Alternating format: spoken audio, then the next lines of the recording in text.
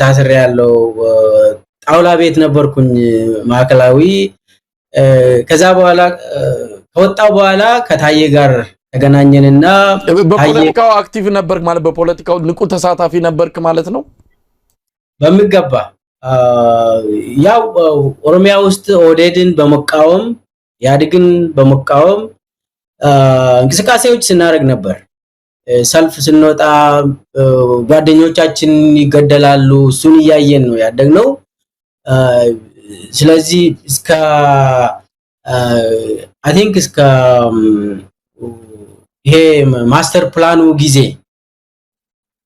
እስከዛ ድረስ ጠንከር ያለ ተቃውሞ ሲናሰማ ነበር ከዛ በኋላ ታየም ከእስር ቤት ተፈታ ተገናኘን ያው ታየ ከዛም በፊትም ተገናኝቻለሁ ታየ የኔ ኦልሞስት የትግል መምህሬ ነው ብዙ ነገር ያስተማረኝ አዲስ አበባ ዩኒቨርሲቲ ሲገባ መጀመሪያ ዲግሪ ለመማር ሲገባ እሱ ነው ተቀበለኝ ሙሉ በሙሉ ለትግል ማለት ከዛም በፊትም ሰልፍ ስናረግ ነበር ነገር ግን ብዙ ትምርት የሰጠኝ ታየ ነው ኦልሞስት እኔ በሱ እጅ ነው ያደኩት ማለት ይችላልኝ ከዛ በኋላም አልተለያየንም አብረን ወሰንና ልክ ለማ መገርሳ ወደ ኦዴድ ስልጣን ስመጣ 2016 እንደ አውሮፓ አቆጣጠር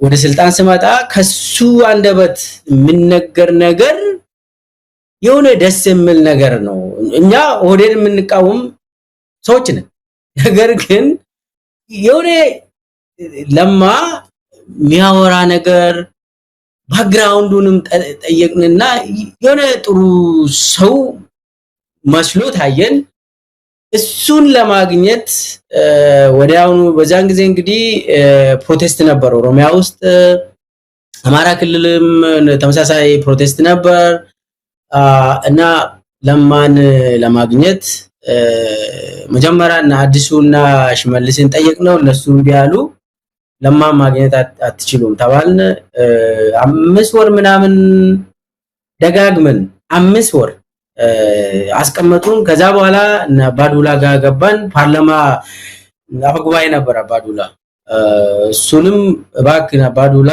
ወደ ለማ ወሰደን እሱም የሚያወራውና የሆነ እሱም ነገር ጥሩ ሰው ነው እና እሱ ጋር ወሰደን ስንለው እሱም አልቻለም ምናልባት ዶክተር ሚልኬሳ ኦህዴድን ስትቃወሙ ነበራችሁ ኦህዴድን ያድግን ስትቃወሙ ቆይታችሁ መልሳችሁ የዛ ድርጅት አመራሮችን ለማግኘት ለምን ፈለጋችሁ ምናልባት የፖለቲካ ጉዟችሁም ከዛ አንፃር ጋር የተገናኘ ነው ባለፈውም ታየደ እንዳም ሲገልጾም ሰምቻለሁ ኦህዴድን እየተቃወማችሁ ኦህዴድን ለመቀላቀል ወይም ደግሞ ከኦህዴድ ጋር ለመስራት ለምንድን ነው የፈለጋችሁት ምን ለውጥ አይታችሁ ነው ምን መሰለ መሳይ እኛ ለውጥ ነው የምንፈልገው የፈለገ ሰው መጥቶ ለኦሮሚያ ለኢትዮጵያ ለውጥ የሚያመጣ ሰው ካለ ከኦህዴድ የሚምጣ ከህዋት የሚምጣ ከቢያደን የሚምጣ የኛ ጥያቄ አይደለም እሱ ለውጥ የሚባል ነገር እንግዲህ ምናምነው ሰው መጀመሪያ የሚያወራውን ታያለ ከዛ በተግባር ምን እያደረገ ነው ብለህ ትጠይቃለህ ከዛ እየተቃወምን እንዲህ አይነት ሰው ካለ ደግሞ ለምንድን ነው የማይደገፈው እንዲህ አይነት ሰው እኛም የምንቃወመው ኢንጀስቲሱ ነው ኢፍታዊ ነገር ሰዎች እየተገደሉ እየተረሸኑ እየታሰሩ እኛም ታስረን አየንኩ እኔ ድሬዳዋ ቶርቸር ተደርጌያለሁ ድሬዳዋ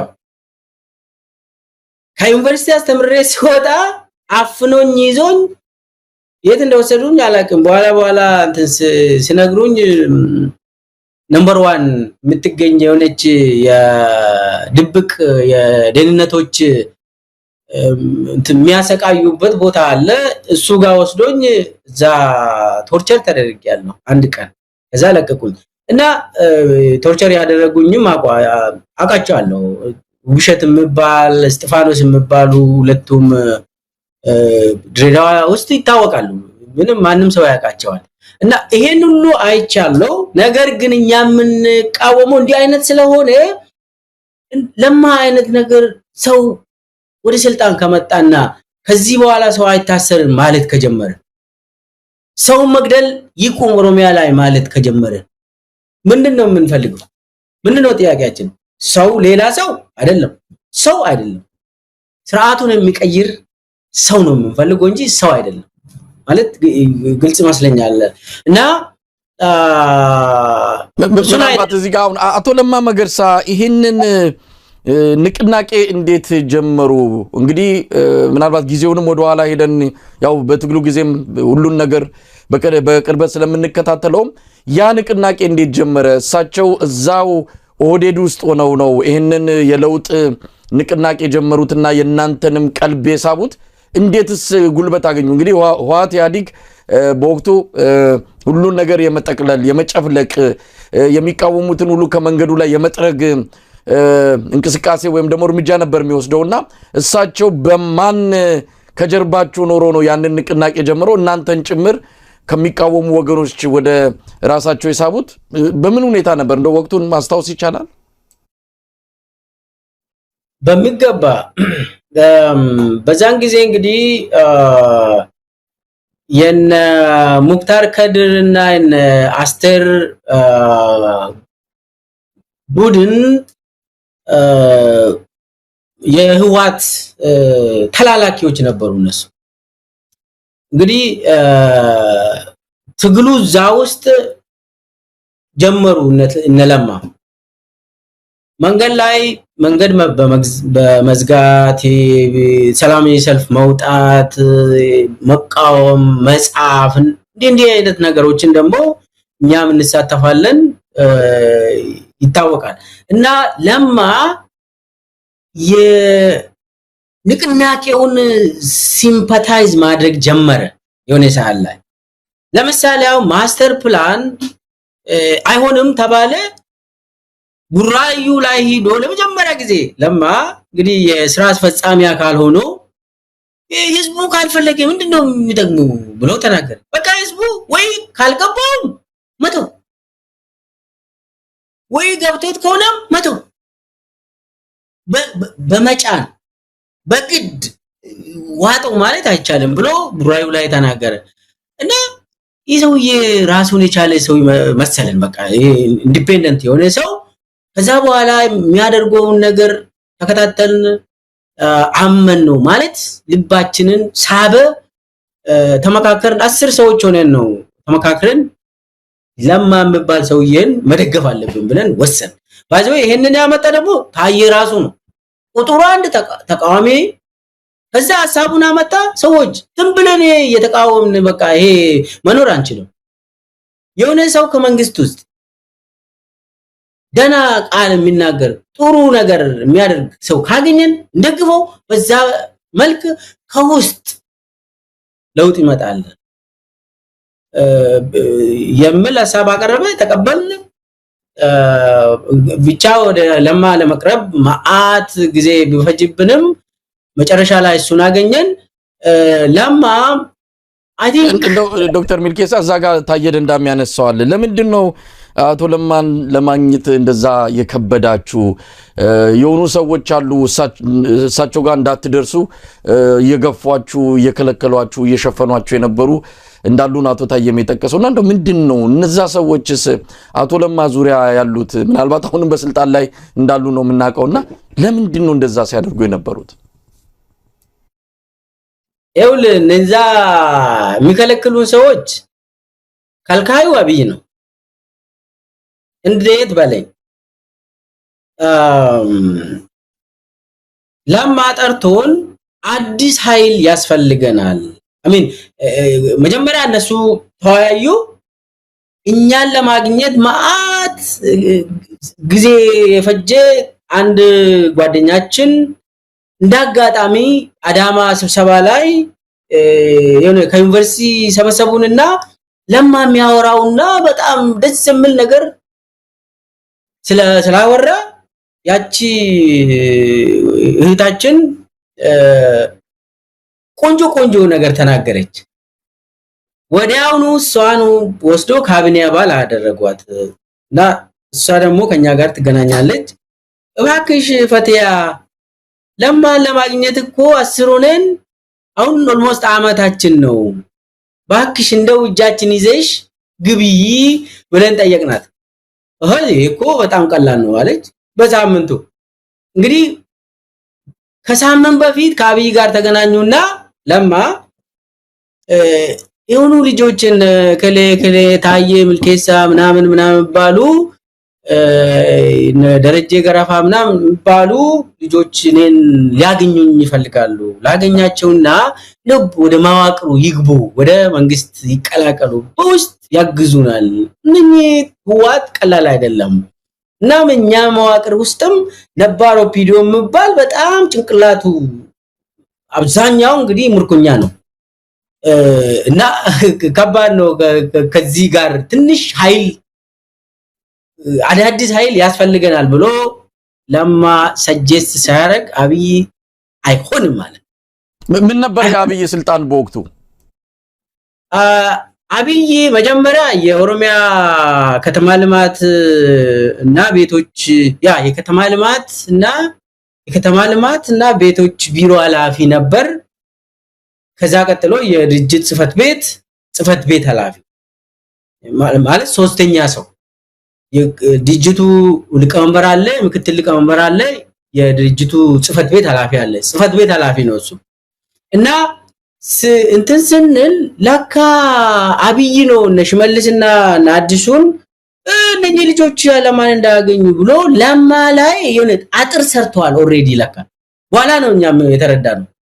እና ለማ ምን አደረገ መሰለ አብይ በዛን ጊዜ ጠፍቶ ወደ አሜሪካ መጥቶ 4 ወር ጠፍቶ አልመጣም ወያኔዎች ይገሉኛል ብሎ እዚህ 4 ወር ነው የተደበቀ ከሚስቱ ጋር እና በዛን ጊዜ ነው ለማጠርቶን ሾመን በዛችው እንትን ከዛ አብይ ወደዚህ ባይመጣ ኖሮ አቶ ለማን ጨርሶ አታገኙም ነበር ማለት ነው።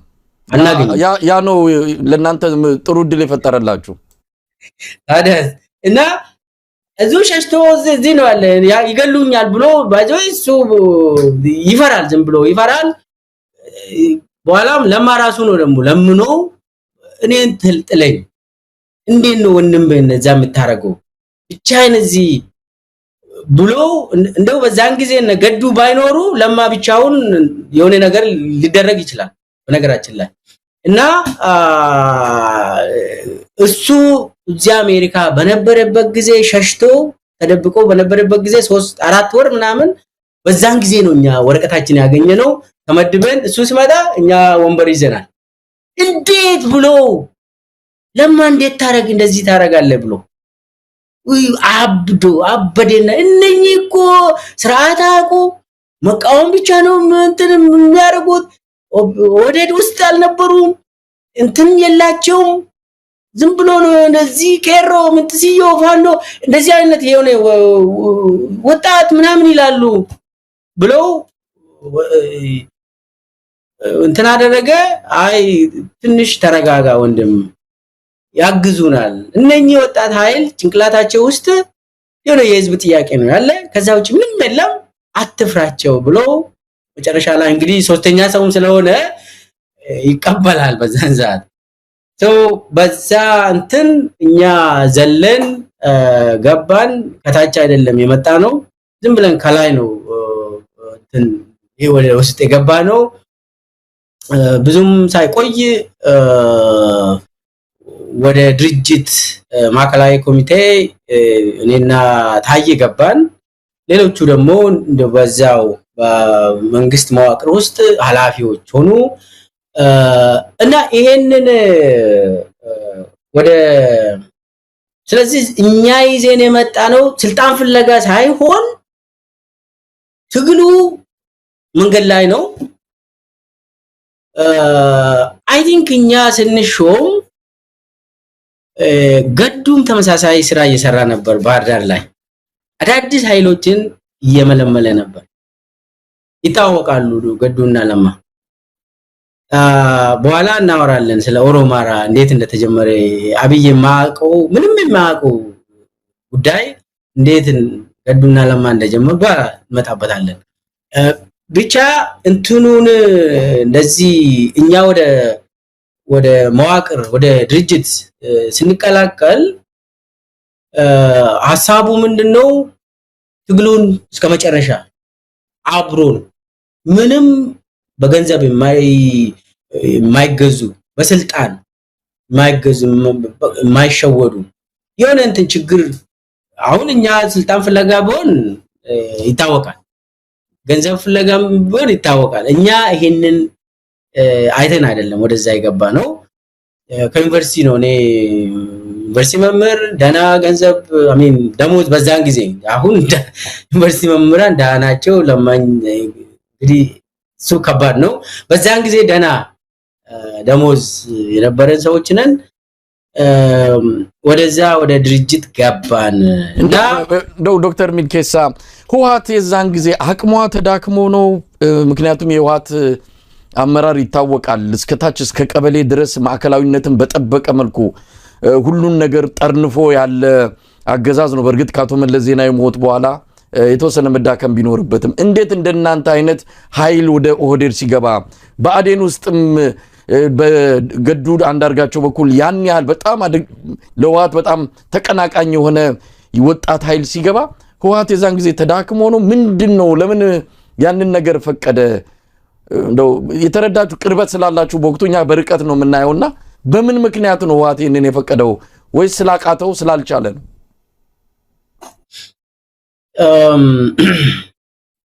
አንደኛ ነገር የለማና የገዱ ጥንካሬ ነህዋት ነገታቸው አሰፋም ያውቃሉ ካጠገባቸውም ብዙ ለማና ገዱን የሚደግፉ አሚን ግምገማ ነገር ሲኖር በተለይ በጌታቸው አሰፋ አካባቢ ግምገማ ሲኖር ሁለቱ ሰዎች ብቻ ነው የሚገመገሙት ለብቻ እና ሌላው ይሸሻል ይሰግዳል አብይ ሰጋጅ ነው ይሰግዳል እና ሃይ ጉልበት ነበረው ህወሓት ለማለት ነው ጉልበት አለው ግን አሰራር አለ ቢያንስ የክልል ፕሬዝዳንትን የመግደል ምናምን ነገር የላቸውም እንዳሁኑ እንደዚህ እንደ ያብይ ማፊያነት ጥግ የደረሰ ነው ቢያንስ የሆነ ነገር ምትቀር ነገር አለች በዛን ጊዜ ገብቷል ዶሚኔሽን አለ እንደፈለጉ ያደርጋሉ እንደዚህ አይነት ሰዎች እንዴት ይገባሉ ብሎ ገምግመዋል እና ለማ ድርጅቱን ከያዘ በኋላ የተወሰነ ኦቶኖሚ አገኘ በድርጅቱ ውስጥ በኦሮሚያ ውስጥ የተወሰነ ገዱም በክልሉ ኦቶኖሚ ነበረው የተለያዩ አሁን ከሌና ሳልፈ ሰጠን ሲባል ነገዱ የከለከሉት ጊዜ ታሳውሳለ እና ትንሽ የሆነች ነገር ባላንስ ኦፍ ፓወር እንትን ሲያደርጉ ነበር ግን በአጠቃላይ ነፃ አልወጡም ሁለቱም ክልሎች ምንም ግን ደግሞ የተወሰነ ነፃነት አላቸው ያንን ደግሞ ለማና ገዱ ተባብሮ ነው እንጂ እና አብይ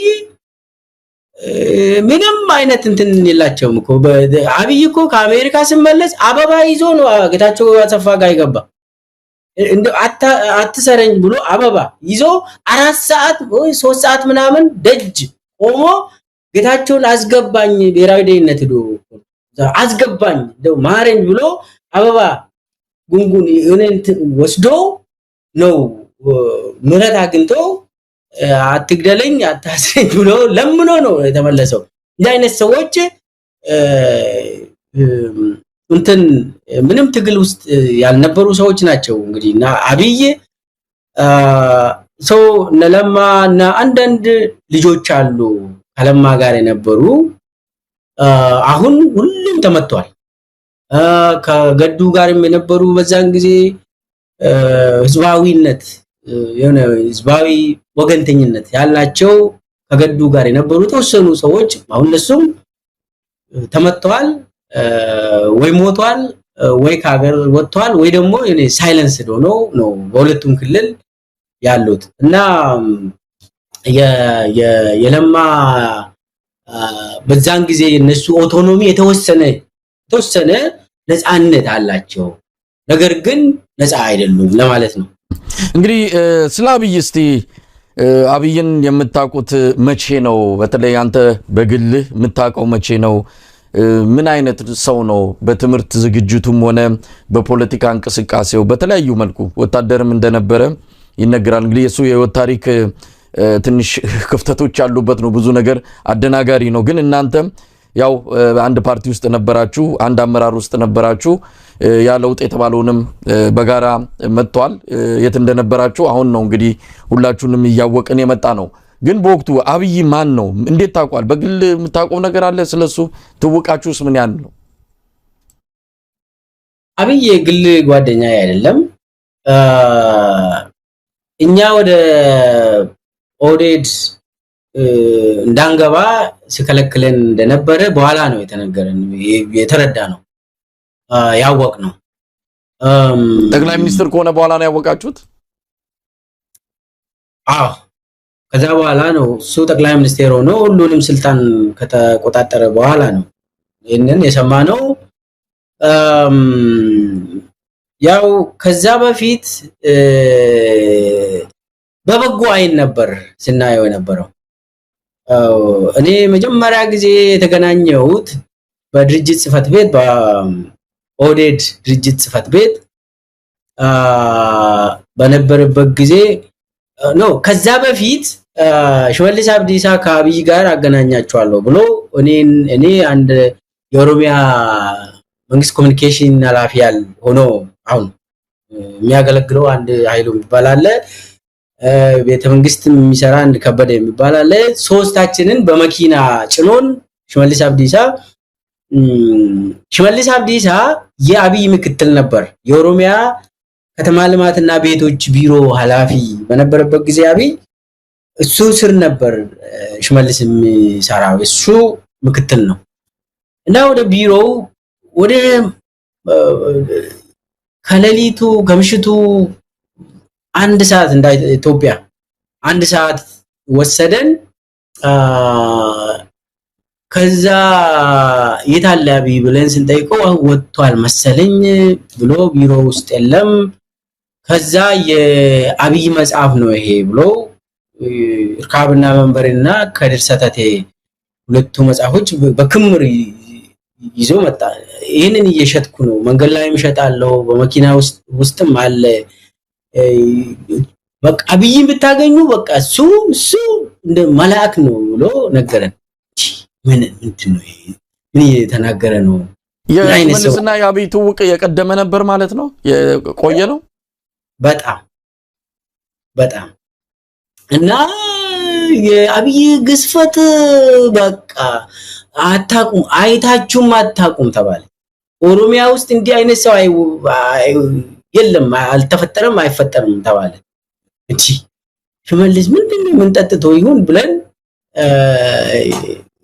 መጽሐፉን ገለጥ አድርጎ እስቲ አንብቡና እናንተም መጽሐፉን ትሸጣላችሁ አለ።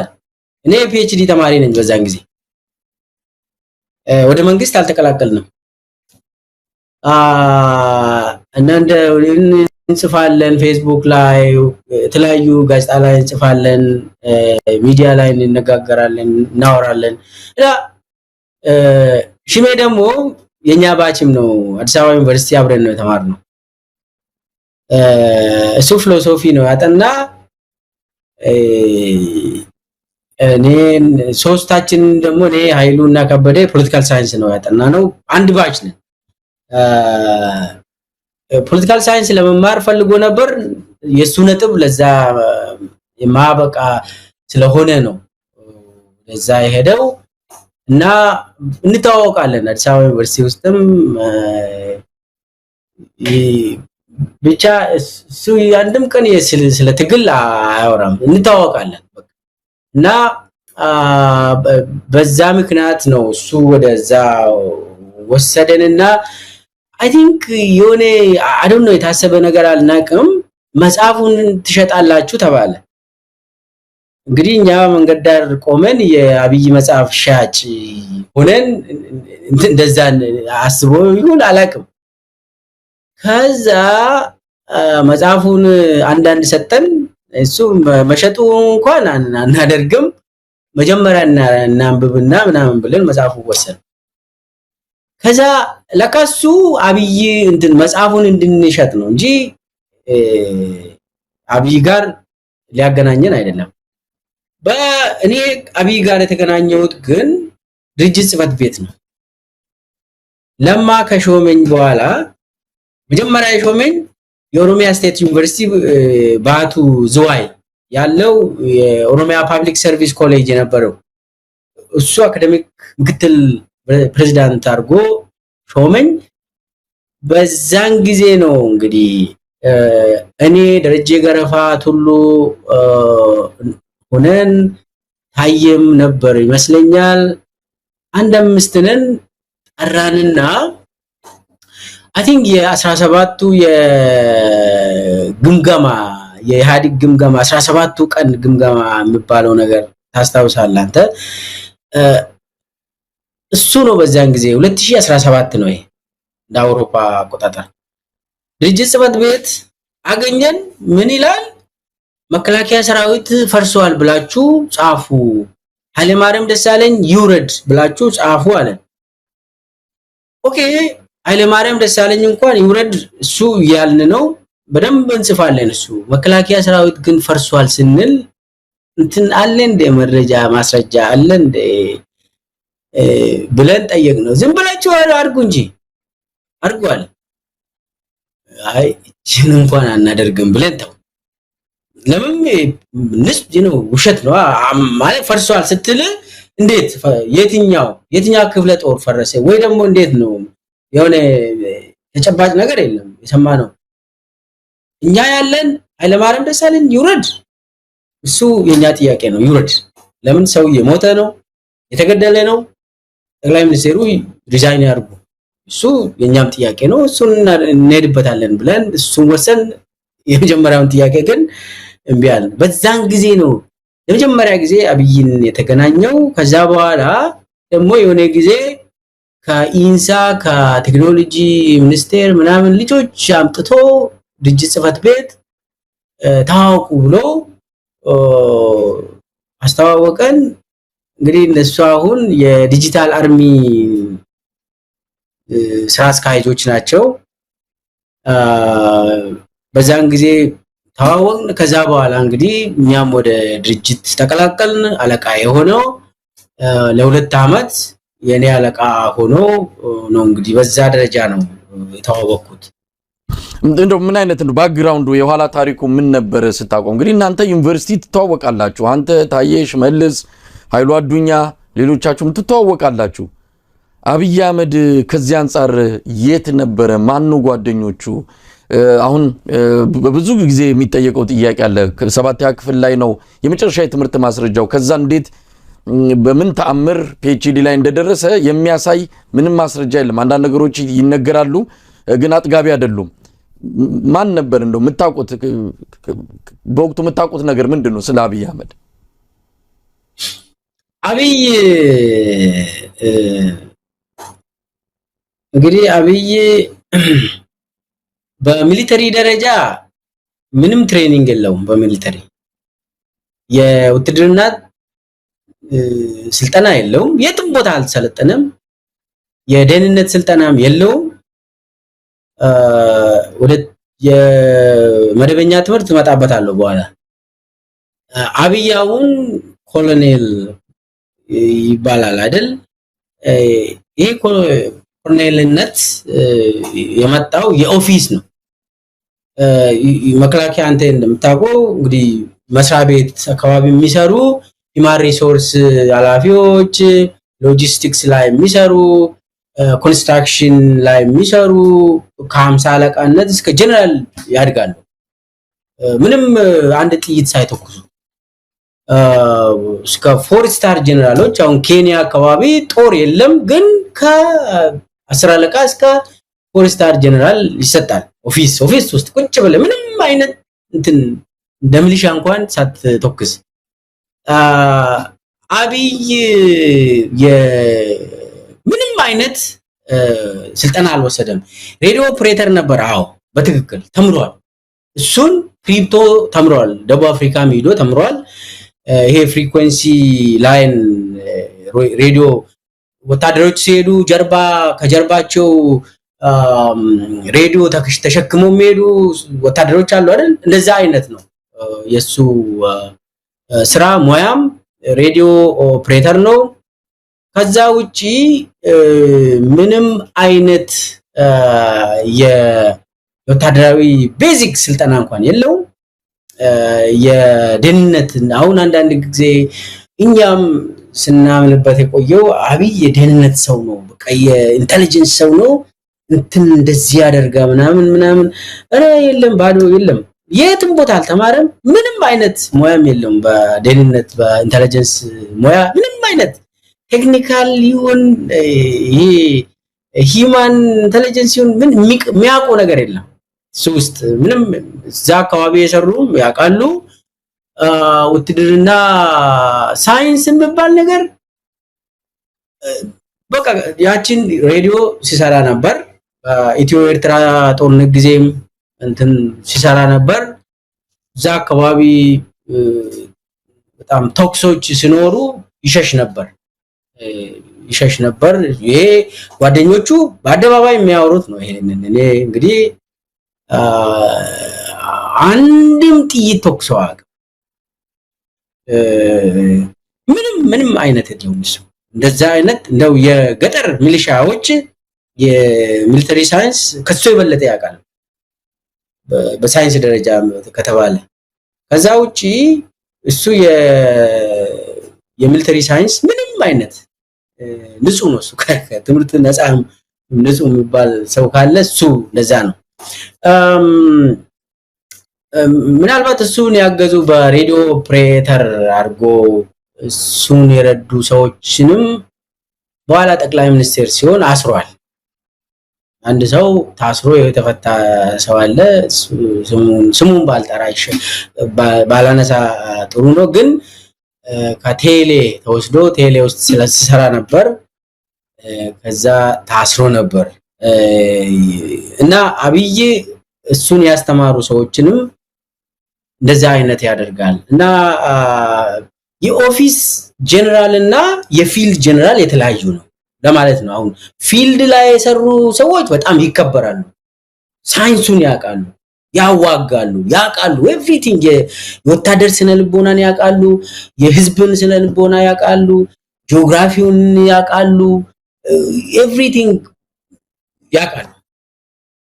ይሄኛው የኦፊስ ስለሆነ በወታደርም አይከበርም፣ ሙያውም የለውም፣ ብቃትም የለውም፣ ኤክስፒሪየንስም ምንም የለውም። አንድች በቃ የሆነ 10 ወታደር መርቶ አቅ እስቲ ያምጣ 10 ወታደር መርቶ የሆነ ቦታ ሰርቷል ከተባለ ይምጣ። የለውም። እኔ እስከማውቀው ድረስ እንደዛ አይነት ነገር አሁን ማን ነው ባለፈው አንተ ድምጹን የለቀቀው ተስፋ ያለው ነው። እሱም እንደዛው ነው። እንትኑ ባክግራውንዱ የኦፊስ ነው። እድገቱ እንደዛ ነው። አንድም ቀን ጥይት ተኩሶ አቁ ብዙ ናቸው በዛ ደረጃ አሁን ተሰባስቦ አገሪቷን የሚመሩ ጀነራል ነን የሚሉ የኦፊስ ጀነራሎች ናቸው የሚበዙት። አንድ ጥይት ተኩሶ እንኳን የማያውቁ ሃይ ስኩል ያልጨረሱ ሰዎች ናቸው። አሁን ተስፋዬ እኔ ያውቀዋለሁ። ተስፋዬ እንትን የለውም ሃይ ስኩል አልጨረሰም በትምህርት እሱ። ስለዚህ አሁን በሚሊተሪ ሳይንስ ምናምን እሱ ላይ አብይም አወራም እንደው ዝም ብሎ ነው እንጂ ይታወቃሉ፣ ወታደሮችም ያውቁታል እሱን። ለዛም ነው ብዙ እሱ እንደሚዋሽ ያውቃል። ለምን ፕሮፋይሉ ይታወቃል። ወደ ትምህርት ባክግራውንዱ መደበኛ ትምህርት ባክግራውንዱ ብንመለስ እንግዲህ ወደ የሆነ ለወታደር መላላክ የጀመረው 7ኛ ክፍል ትቶ ነው። የሆኑ ስራዎችን ይሰራል። ለምን ሳይንስ ስልጠና ስላልወሰደ እንትን አይመደብም። ከዛ 7ኛ ክፍል ሆኖ እንደዛ ሲያገለግል ስለነበር ከኢትዮ ኤርትራ ጦርነት በኋላ ብዙ ወታደሮች ሃይስኩል ገብቶ እንዲማሩ ተደረገ። ደብዳቤ ተጽፎለት ነው ከብዙ ወታደሮች ጋር ትምህርት ቤት የገባ። ሃይስኩል ገባ አዲስ አበባ። የሆነ ሃይስኩል እኛ ተማሪ ጠቅላይ ሚኒስቴር ሆነልን ብሎ አክብሯል አዲስ አበባ ውስጥና ግን 12ኛ ክፍል አላለፈም። ማለፍ አልቻለም። ሁሉም ወታደሮች ከሱ ጋር የገቡ አለፉ። ተመዝኖ አለፉ 12ኛ ክፍል ኢሲኤልሲን አለፉ። አብይ ማለፍ አልቻለም። በዛው ቀረ። ከዛ በኋላ እንግዲህ የሆነ ቤዚክ ኮምፒውተር ተማረ።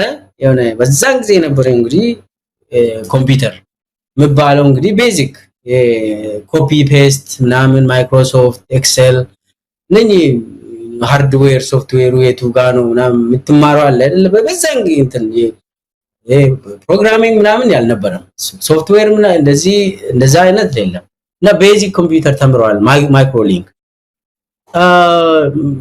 ቤዚክ ኮምፒውተር በዛን ጊዜ የሚባለው እኮ መጻፍ ይችላል ወይ በኮምፒውተር ትልቁ ኮምፒውተር ታስታውሳለህ? አዲስ አበባ እንትን ይሄ እንደ ቴሌቪዥን የሚመስል እንትን እሱ ላይ መጻፍ ምናምን ነገር ተምሮ ከዛ በኋላ ማስተርስ ደግሞ ከሊድ ስታር ኤ አርጎ ተደርድሮለት ቤቱ ነው ማታብ ተፈቶ ከሊድ ስታር ነው ያሰለው። ቤቱ ነው ባይዘው እሱ አልሄደም። ፓስተር ገመቺስ የሱ አሁንም አብሮ ነው የሚሰሩት። ፓስተር ገመቺስ ደርድሮ ነው እንግዲህ ኤ ከላስ ከታች ኤ አርጎ ፕሪንት አርጎ ሰጠው። ያ ወረቀት ከየት መጣ ተብሎ እንኳን ፓርላማ ላይ ሲነበብ እንዴት ሊድ ስታር የቱ ኮሌጅ ነው የተማረው? ከማን ጋር ነው? ሬጅስትራር ውስጥ ገብቷል ወይ? ስንት ክፍል ነው? የትኛው ነው መምህሩ? ምንም ሳይጠየቅ ወረቀቱን ፓርላማ ላይ ለኢትዮጵያ ሕዝብ ተነበበ። ማንም ሰው አልጠየቀም። ያንን ከሊድ ስታር ማስተርስ አለኝ ብሎ እንደዚህ አዘጋጅቶ ከዛ በኋላ ፒኤችዲ ነው ፒኤችዲ የሚባል እንትን አለ። እሱን በደብዳቤ ከፓርላማ የተጻፈለት ደብዳቤ ወስዶ አዲስ አበባ ዩኒቨርሲቲ ተቀብለው ፒኤችዲ ገባ። እኔ በዛን ጊዜ ፒኤችዲ እየተማርኩ ነበር አቅቧለሁ። እንትን ፒስ ሂውማን ራይትስ ኤንድ ፌደራሊዝም የሚል እንትን ተፈጠረ በዛን ጊዜ። በኋላ ሶስቱም ተለያይቶ ፌደራሊዝም ለብቻው ፒስ ኤንድ ሴኩሪቲ ሂውማን ራይትስ በሴንተር ደረጃ ሲቋቋም ነበር እና እሱ መጀመሪያ ላይ ፒኤችዲ ሲማር አዲስ አበባ ዩኒቨርሲቲ በደብዳቤ ሲወስድ ባክግራውንዱን አልጠየቀም። እስቲ ትምህርት መረጃዎችን አምጣ አልተባለም። ነው ሬጅስትራር አዲስ አበባ ዩኒቨርሲቲ ሬጅስትራር ሊጠየቅ ይችላል የሆነ ቀን። ከዛ የአይፒኤስኤስ በዛን ጊዜ የነበረው ዶክተር ዮናስ አዳዬ እሱ ረድቶታል ፒኤችዲ እንዲመዘገብ። ከዛ ተመዝግበው ትምህርት ጀመረ። ከዛ ኮርስ ወርክ ወስዷል አልወሰደም? ዶክተር ዮናስ አዳዬ ማለት አሁን የምክክር ኮሚሽኑ አንድ ኮሚሽነር ናቸው። በትክክል የአብይ ባለውለታ ስለሆነ ነው ያንን ስልጣን ያገኘው እና እዛው ይመጋገባሉ እና ዶክተር ዮናስ አዳዬ አብይ እዛ ተቀብለው ኮርስ ወርክ ራሱ እንደጨረሰ አላውቅም። ብቻ ዮናስ ያውቃል፣ ዶክተር ዮናስ ያውቃል። አሁን የኢትዮጵያ ምክክር ምናምን ተብሎ ድራማ የሚሰራበት ምክክር ተብሏል። እሱ ውስጥ ኮሚሽነር ነው እና እዛው ባለውለታው ስለሆነ ነው የሚሾመው እንጂ ምንም እና በዛ ደረጃ ትምህርት ጀመረ። ግን አላየውም እኔ ወደ ግቢ ገብቶ ኤፍቢ ግቢ ገብቶ ክላስ መማሩን። የሱ ፒኤችዲ አድቫይዘር አንድ ግብፃዊ ነበር። ከዛ ግን ዋናው ፒኤችዲ ወረቀቱን ሲጽፍ እሱ አይደለም ጻፍ ወረቀቱን። የኛ ጓደኞች አሉ 5 የኛ ጓደኞች፣ 2ቱ አብረን ነው ዲግሪ ሁሉ የተማርነው። ቆንጆ በጣም በትምህርታቸው ጠንካራ የሆኑ ልጆች አሉ እና አይፒኤስኤስ ለመማር የመጡ ልጆች የሱ ወረቀት ጅማ ሂዶ እንዲሰሩ ተደረገ።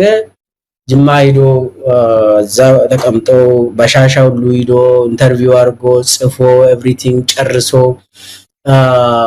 ፕሩፍ ሪዲንግ ደግሞ ያው የሽመልስ ምስትም አግዛለች። ሽመልስ አብዲሳ ምስት እዛ መሲ እዛ ነበረችና እሷም አግዛለች በሪዲንግ። ከዛ ልጆቹ የአብይን ፒኤችዲ ዲዘርቴሽን በመጽሐፍ ላይ ስለቆዩ ትምህርታቸውን ሁሉ አጡ። 5ቱም ልጆች አልተመረቁም። ዛሬ የት እንዳሉ አላቅም። ብቻ ጎበዞች ናቸው። አንዱ እንዳውም የኛ ሰቃይ ነበር ፖለቲካል ሳይንስ እንማር፣ ግን ፒኤችዲውን ለአብይ ፒኤችዲ ለመስራት ብሎ ነው የራሱን አልጨረሰም። እና መጨረሻ ላይ የሱ ፒኤችዲ ዲፌንድ ሲያረግ ስላይዶቹን 1 ወር አካባቢ ነው ሪሄርስ ያደረገው። እሱን አቋል ስላይዶቹ ፓወርፖይንት ተዘጋጅቶለት ተሰጠው። እሱን ሪሄርስ ሲያረግ 1 ወር ገደማ ነው ስራ አቁሞ በየጊዜው እንትን የተለማመደ እንደ መዝሙር እንትን ለማያዝ እንትን ሲቸገር ሲታገል ነበር ይነግሩናል ልጆቹ። እና በዛ ደረጃ ነው መጨረሻ ላይ ዲፌንድ ያደረገ የተባለ ባለስልጣናት መጥተው ያንን እንትኑን ፐርፎርም አደረጉ ድራማውን። በዛ ልክ ነው እንግዲህ ፒኤችዲ እውን ወሰደ፣ ዶክተር ተባለ። አስገራሚ ነው ብዙ ነገር የሱ የትምህርትም ሆነ የኋላ ታሪኩ በጣም ክፍተቶች ያሉበት እንደሆነ ይታወቃል። እንደው ዶክተር ሚልኬሳ እስቲ የኦህዴድ ሊቀመንበር የሆነበት ያ ሽግግር እንዴት ታስታውሱታላችሁ? አብይ ምናልባት የካቲት አካባቢ ይመስለኛል መጋቢት የሁሉ ነገር ሊሆን አብይ የሚባል ፖለቲከኛ አናቅም። ይህን ያህል ስሙም ከላይ ከፊት የሚታወቅ አይደለም።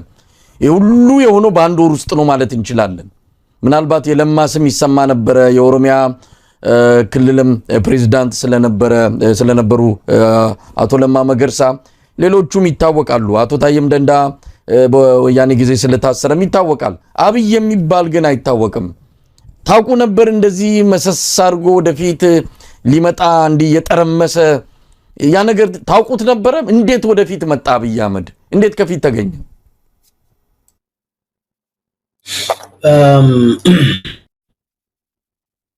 ይሄ በነገራችን ላይ ወደዚህኛ ወደ እንዴት ወደ ኦህዴድ መሪነት ጃምፕ አድርጎ ዘሎ እዛ ላይ እንደመጣ እመለስበታለሁ። ትንሽ አንድ የሆነ ስለ ትምህርትን በተመለከተ አንዳንድ ጊዜ ሰዎች ለማንም እንደ አብይ ትምህርት የለውም የሚል አንዳንድ ጊዜ እንሰማለን። ማስተካከያ ሊሰጠው የሚገባ ስለሆነ ነው። ለማ ኢኮኖሚክስ ነው የተማረ ክላስ ገብቶ ማስተርሱን ደግሞ አዲስ አበባ ዩኒቨርሲቲ ፖለቲካል ሳይንስ ኤንድ ኢንተርናሽናል ሪሌሽን ከነ ልደቱ አያለው ጋር ክላስ ገብቶ ነው የተማረው። ክላስ ገብቶ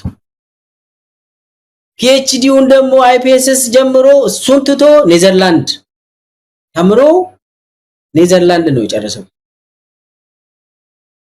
ለማ። እሱ አንዳንድ ጊዜ ሰዎች ያው አንድ ናቸው ትምህርት ምናምን ሲባል ሰምቻለሁ። አንዳንድ እንግዲህ እዚህ ሚዲያ ላይ ራሱ አንድ ሰው እንደዛው መጥተው የለማን ትንሽ ዲስክሬዲት ሲያደርግ ያው የተሳሳረ መረጃ ነው እና እሱም ማስተካከል ያስፈልጋል። ለማ ከአብይ ጋር የሚወዳደር አይደለም። ትምህርቱን በአግባብ የተማረ ሰው ነው። እሱን ሰው ትንሽ ስለማቅ ብዬ ነው። አሁን የአብይ ኦህዴድ ውስጥም በነገራችን ላይ ኦህዴድ ውስጥም አልነበረም። ከመከላከያ ተባሮ በስነ ምግባር ያው በኦፕሬተር ምናምን ሲያገለግል ነበር ምናምን እዛ አካባቢ ከጀርባ ሆኖ የሚሰራ ስራ ነው የሚሰራ። ከዛ ከተባረረ በኋላ በስነ ምግባር ነው የተባረረው። ቤትም መሄጃ አጣ፣ ተርቧል። ባይዘው በስነ ምግባር ነው የተባረረ። ግን ከዛ በኋላ አባዱላ ነው እንግዲህ እጁን ይዘው እንደው የሆነ ነገር አድርጉ ብሎ ወደ ኦህዴድ አመጣ። ከዛ አይ ቲንክ እንደ አውሮፓ አቆጣጠር 2010 አካባቢ 2010 ምርጫ አለ አይደል ኢትዮጵያ ውስጥ ከ97ቱ ምርጫ ቀጥሎ የነበረው ምርጫ አለ። በዛ ምርጫ ነው ጊዜ ነው ኢህአዴግ ወይ ኦህዴድ አባል ሁሉ የሆነው። ከዛ ወዲያውኑ የኦህዴድ ማዕከላዊ ኮሚቴ ሆነ፣ ወዲያውኑ ስራ አስፈጻሚ ሆነ። አዳማ ላይ የኦህዴድ ድርጅታዊ ጉባኤ ላይ ተመረጠ። ከዛ አይ ቲንክ እንደ አውሮፓ አቆጣጠር 2010 ነው አብይ ወደ ድርጅት የተቀላቀለ። ከዛ በኋላ ተመረጠ፣ የፓርላማ አባል ሆነ። በፍጥነት የድርጅት አመራር ሆነ። ከዛ በኋላ እንግዲህ ማንም ሰው አልጠበቀም። በጣም ሎ ፕሮፋይል ስለነበር የእንትን ምኞትም አላሳየም፣ የመሪነት ምኞትም አላሳየም። ነገር ግን በዛን ጊዜም እንደሚዋሽ ሰዎች ያውቃሉ።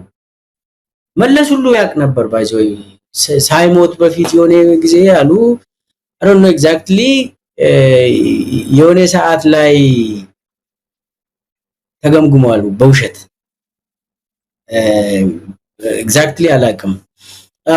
ኤኒዌይስ በህዋቶች ያውቁታል፣ እሱ በደንብ ያውቁታል እንደሚዋሽ።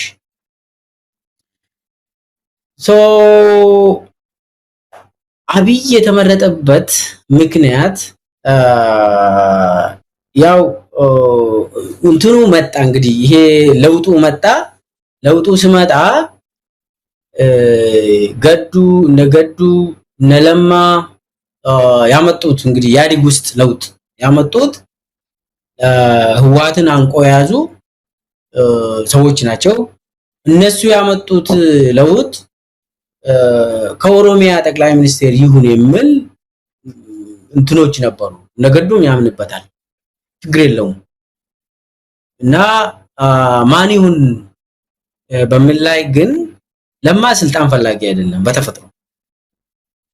የስልጣን ጥማት ምናምን ነገር ስልጣን የሚባል ነገር እንትን የለውም እና ማን ይሁን ለሚባለው ለማ ማንም ሰው ይሁን አገር በጋራ ነው የምናስተዳድረው። የፈለገ ሰው እዛ ይሄድ፣ አብይም ይሁን አባዱላም ይሁን ደመቀ መኮንንም ይሁን በጋራ ነው የምናስተዳድረው በሚል እሳቤ ነው እንግዲህ እዚህ ደረጃ ሳይደርስ በፊት ባይዘው ስለ እንዴት ነው ለማና ገዱ ይነክል ተማምነው አብሮ መስራት የጀመሩት የሚለው ጥያቄ መመለስ አለበት። ዋናው ምንጭ እሱ ስለሆነ የለውጡ አባቶች እነሱ ናቸው። አብይ የትም አልነበረም፣ የትም ይኸው ጠፍቶ አሜሪካ አልጋ ስር እንደዚህ አይነት ሰው ነው አብይ። በዛን ጊዜ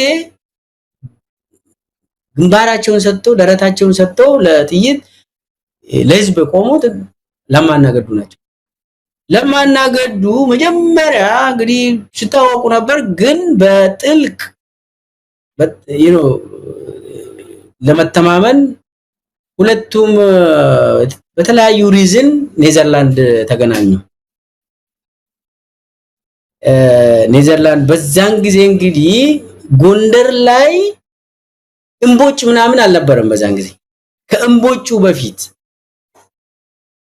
ጣና ላይ እምቦጭን ለመንቀል ከኦሮሚያ ወጣቶች አልሄዱም። በዛን ጊዜ እሱን አስቀድሞ ኔዘርላንድ ለማና ገዱ ተገናኝተዋል። አብይ ህዋቶች አቁም ሪዝኑ እዛ ሄዱት በህክምና በትምህርት ምናምን ብሎ ነው። ግን እዛ ነው የተገናኙት። ገዱና ለማ ተመካክረው ምን እናድርግ፣ እቺ ሀገር እንደዚህ እየሆነች ነው፣ ሰው እያለቀብን ነው፣ አንድ መፍትሄ ያስፈልጋል፣ ካልተስማማ ነው እንጠፋለን የሚል እዛ ተስማሙ። ኦሮማራ የሚባል ነገር ፈጠሩ። እዛ ኦሮማራ ኢትዮጵያ ውስጥ አይደለም የተፈጠረው፣ ኔዘርላንድ ነው የተፈጠረው። አብይ የማቅ ቦታ ጊዜ እና ሰዓት ነው የተፈጠረው ኦሮማራ። ኔዘርላንድ ከተወያዩ በኋላ ከተስማሙ በኋላ ኦሮሞና አማራ እኛ ደግሞ በአደንና ኦህዴዶች ተመካክረን ካልወሰን ነው ይሄ ነገር